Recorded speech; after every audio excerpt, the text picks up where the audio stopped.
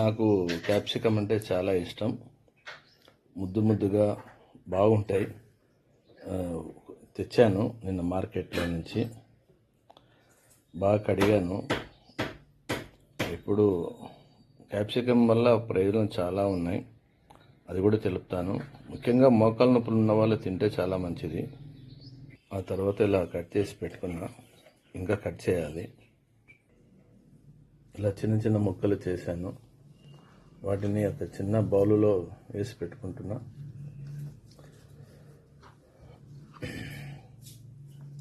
ఎందుకంటే మనం ఏదైనా పని చేస్తే శుభ్రంగా ఉండాలి. అదేవిధంగా తొడిమలు తీస్తాం కాబట్టి ఆ తొడిమలన్నీ మళ్ళీ మనం తొలగించేసేయాలి వెంటనే. ఎందుకంటే ఇబ్బంది లేకుండా ఉంటుంది, శుభ్రంగా ఉంటుంది. క్యాప్సికంలోకి పొడి వేయాలి కదా, పప్పులు,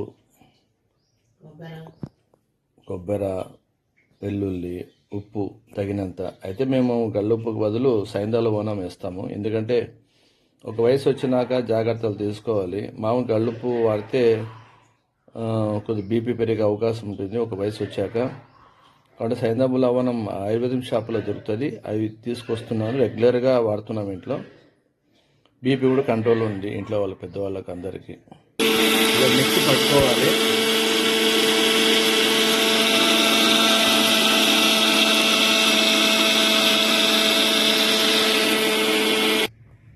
మిక్సీలో అంతా వేసాం కదా, పప్పులు, వెల్లుల్లి, సైంధవ లవణం అన్నీ వేసాం కాబట్టి ఎలా ఉందో చూస్తే చాలా మెత్తగా ఉంది.